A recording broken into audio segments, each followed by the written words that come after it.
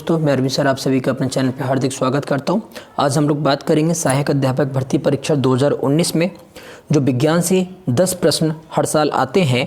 तो 10 प्रश्न 10 अंकों में आते हैं। तो वो प्रश्न कौन कौन से 2019 में पूछे गए, हम उनके बारे में समझेंगे। न्यूमेरिकल जो भी आए हैं उनको भी सॉल्व करेंगे, ठीक है।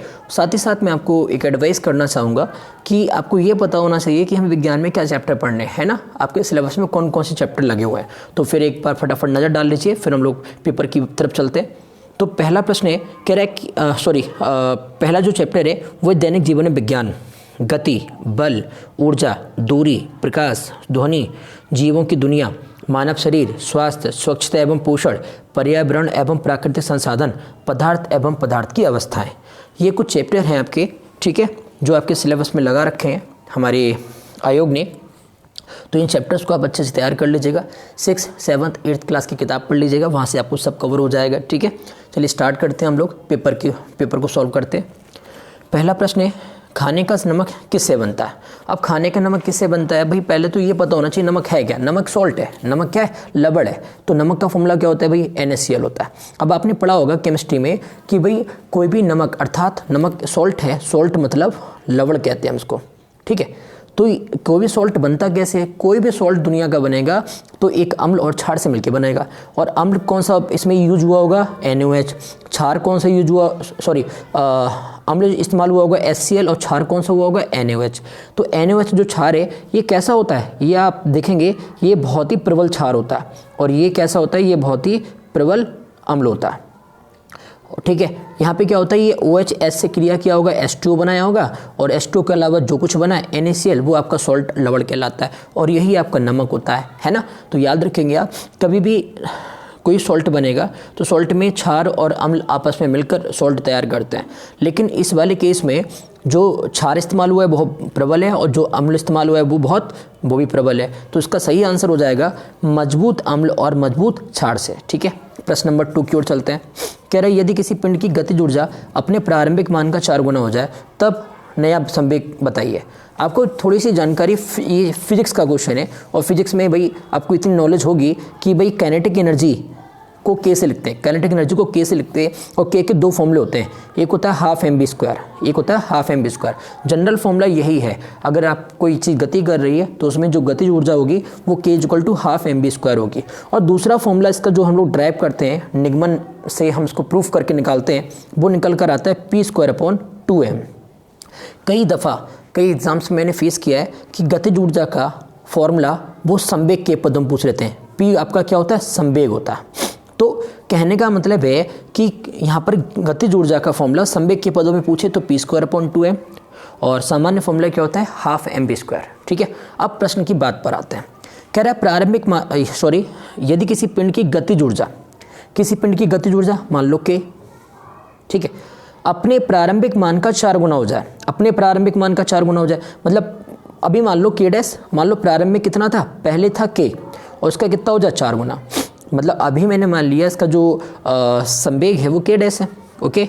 इसका संवेग मान लिया K', और पहले कितना था K, तो K का 4 गुना हो जाए। ये हमारा प्रश्न कह रहा है गति ऊर्जा अपने प्रारंभिक मान का 4 गुना हो जाए, ठीक है। तो कुछ नहीं करना भाई, K की वैल्यू लगा देनी है हाफ mv², यहाँ पर K' की वैल्यू लगा देनी है p²/2m, और 2 से 2 कट जाएगा, ठीक है। क्रॉस मल्टीप्लाई होगी, देखो ये 4 है, m की m से मल्टीप्लाई होगी, m², b² ऑलरेडी है, और बराबर क्या है, p²। आप इसका स्क्वायर हटाएंगे, इस पर क्या चढ़ जाएगा, रूट चढ़ जाएगा, ठीक है।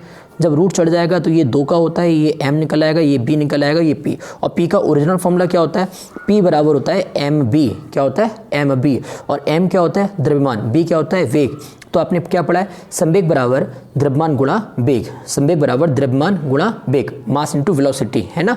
ये संवेग होता है, p = mb होता है। यहाँ पे देखो mb आ गया, इसका मतलब संवेग क्या है, अपने मान का 2 गुना है। संवेग क्या है, अपने मान का 2 गुना। तो आपका आंसर हो जाएगा प्रारंभिक मान का 2 गुना, ये आपका करेक्ट आंसर हो जाएगा, ठीक है। हम लोग प्रश्न नंबर 3 की ओर चल रहे हैं। कह रहे ध्वनि तरंगों की प्रकृति बताइए कैसी होती है। देखिए, ध्वनि तरंगों को चलने के लिए माध्यम की आवश्यकता होती है, ये तो हम सब जानते हैं, है ना भाई। यही रीज़न है, हमने गाड़ी का शीशा चढ़ा दिया तो हमारी आवाज़ बाहर नहीं जाती है, क्यों, क्योंकि माध्यम हमने बंद कर दिया, माध्यम हमने उसमें रुकावट बाधा डाल दी है। जब माध्यम नहीं होगा तो ध्वनि नहीं चलेगी, सिंपल। और ध्वनि उसी माध्यम में चलेगी मतलब किसी माध्यम में ध्वनि जो है वो हमेशा समांतर चलती है, समांतर चलेगी तभी आपको सुनाई देगी, तभी कानों तक पहुंचेगी। ठीक है, तो यहाँ पे करेक्ट आंसर हो जाएगा अनुदैर्ध्य। ठीक है, अब विद्युत चुम्बकीय तरंग क्यों नहीं होगा? क्योंकि ये आपकी प्रकाश होता है, प्रकाश को चलने के लिए माध्यम की आवश्यकता नहीं होती है ना, वो निर्वात हो या वायुमंडल हो, दोनों जगह चलता। तो कहने का ये तात्पर्य है, ये तो नहीं होगा वैसे भी, तो आपका करेक्ट आंसर होगा अनुदैर्ध्य। हम लोग बात करें नेक्स्ट, 1 माइक्रोन क्या होता है? देखिए ये कुछ आपके अब फिजिक्स का जब आप चैप्टर निकालेंगे, ठीक है, तो चैप्टर जब आप फिजिक्स का पढ़ेंगे, मापन से संबंधित, मेजरमेंट से संबंधित, तो वहाँ पर आप देखेंगे इस तरह की इकाइयाँ 5-7 इकाइयाँ मात्र, इनको आप याद कर लीजिए और कंपटीशन का 1 नंबर पक्का कर लीजिए। कहीं नैनोमीटर पूछ लेते हैं, कहीं पिकोमीटर पूछ लेते हैं, ठीक है, कहीं आपका फर्मी के बारे में पूछ लेते हैं, फर्मी मीटर क्या होता है, प्रकाश वर्ष क्या होता है, ऐसे बहुत सारी चीज़ें पूछ लेते हैं। आपको याद होना चाहिए 1 माइक्रोन जो है वो 10⁻⁻6 मीटर के बराबर होता है। क्लियर? प्रश्न नंबर 5 में क्यों चलते हैं? वातावरण का वह क्षेत्र जिसमें ओजोन परत उपस्थित होती है। देखिए हम सभी जानते हैं कि हमारे कुल 5 परतें होती हैं, है ना। 5 परतें कौन कौन सी? ये भाई पहले नंबर पे होती है क्षोभ मंडल, फिर होती है समताप मंडल, फिर होती है मध्य मंडल, ठीक है, और फिर उसके ऊपर होती है आपके आयन मंडल, ठीक, और सबसे ऊपर होती है बाह्य मंडल, ठीक है।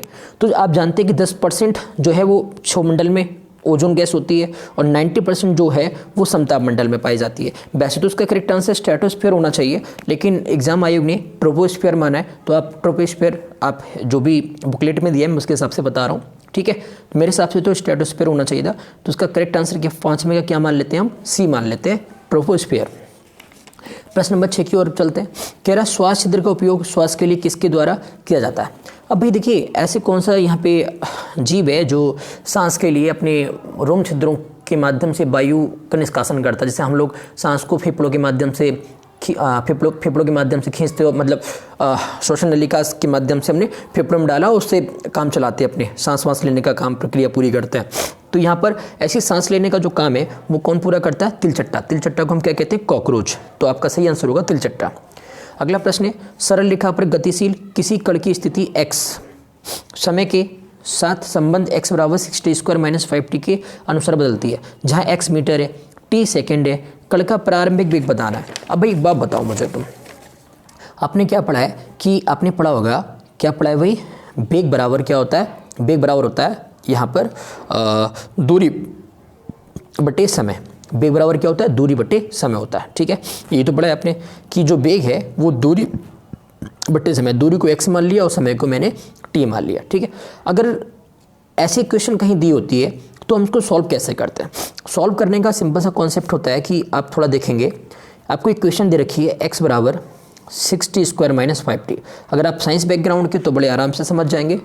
फिर यहाँ पर हम क्या करते हैं, इसका हम लोग कर लेते हैं अवकलन। क्या कर लेते हैं? अवकलन। तो इसका हम करेंगे dx/dt और 6 दूनी 12t, 6 दूनी 12t माइनस t की वैल्यू 1 हो जाएगी और 5। जो जिसके पास मैथ का बैकग्राउंड है या साइंस का बैकग्राउंड है वो इस क्वेश्चन को बना पाएगा, ठीक है, क्योंकि यहाँ पर न्यूमेरिकल ज़्यादा पूछे गए। तो x का मतलब dx/dt और 6 दूनी 12t माइनस 5 और t की वैल्यू कितनी हो गई? 1 हो गई, ठीक है। तो यहाँ पर अब आप देखिए प्रारंभिक वेग पूछ रहा है, क्या बोल रहा है? प्रारंभिक वेग। तो जब कोई चीज़ स्टार्ट होती है तो स्टार्ट होने वाली होती है या स्टार्ट हो रही होती है तो उस समय टाइम कितना होता है? टाइम 0 होता है। टाइम की वैल्यू क्या होती है? 0, है ना। तो फिर यहाँ पर 12 0 - 5 करोगे तो ये -5 आ जाएगा। तो करेक्ट आंसर हो जाएगा आपका -5, ठीक है। ये वाला बी ऑप्शन आपका ठीक हो जाएगा। ऐसे ही नेक्स्ट प्रश्न की ओर चलते हैं। नेक्स्ट प्रश्न क्या है आपका कि किसकी कमी से रतौंधी होती है? आप जानते हैं विटामिन ए की कमी से रतौंधी होती है, और विटामिन ए की कमी से रतौंधी, विटामिन ए का वही रासायनिक नाम क्या होता है? रेटिनॉल, है ना। और सबसे ज़्यादा किस में पाया जाता है? गाजर वगैरह आप खाइए तो गाजर वगैरह आप लेते रहेंगे तो सबसे ज़्यादा गाजर में आप विटामिन ए पाया जाता है, ठीक है। तो विटामिन ए का नया रासायनिक नाम रेटिनॉल होता है। फिलहाल ये पूछा गया था रतौंधी किससे होती है, तो विटामिन ए से होती है। नेक्स्ट है, इनमें सबसे कमज़ोर बल कौन सा? देखिए भाई आपको बता दूं मैं, सबसे कमज़ोर बल होता है गुरुत्वाकर्षण बल, ठीक है, क्योंकि आपको पता है दो पिंडों के बीच जो बल लगता है वो गुरुत्वाकर्षण बल होता है, आकर्षण बल गुरुत्वाकर्षण बल होता है।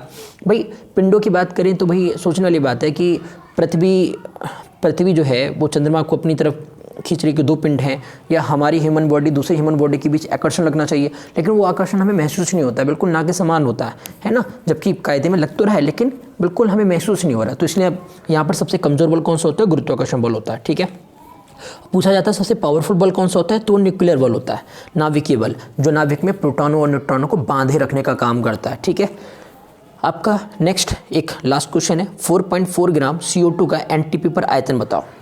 अब एनटीपी मतलब नेचुरल टेम्परेचर एंड प्रेशर। ठीक है, अब ये देखिए, ये केमिस्ट्री का उन्होंने न्यूमेरिकल रख दिया और अच्छे लेवल का न्यूमेरिकल रखा है, तो इस न्यूमेरिकल को हल करने के लिए आपके पास पुरानी नॉलेज का होना बहुत आवश्यक है। जैसे 4.4 ग्राम CO2 का एनटीपी पर आयतन बताना, आपने पढ़ा होगा PV = NRT, आदर्श गैस समीकरण पढ़ी होगी, है ना, आपने पढ़ी होगी आदर्श गैस समीकरण, क्या पढ़ी होगी? PV = NRT, सभी ने पढ़ी है। ठीक है, क्या पढ़ी है? PV = NRT।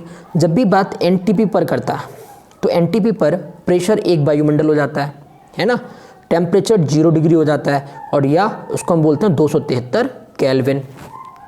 ठीक है, तो इतनी बातें आपको नॉलेज होनी चाहिए। ठीक है, और यहाँ पे जो N है वो आपका मोलों की संख्या, मोल बराबर फॉर्मूला क्या होता है? ग्राम बटे अणुभार, ग्राम बटे अणुभार, जिसको हम लोग W/m से लिखते हैं। ठीक, मैं इसको P की वैल्यू लगाऊँ, P की वैल्यू 1 हो गई, B पता नहीं है, N का मतलब W/m है ना, और R और T दिया है, तो यहाँ पर चलिए मैं बाद में लगा लेता हूँ वैल्यू, मैं लगाता हूँ। अब P की वैल्यू 1 लगाएंगे, B पता नहीं है, W कितना दिया है?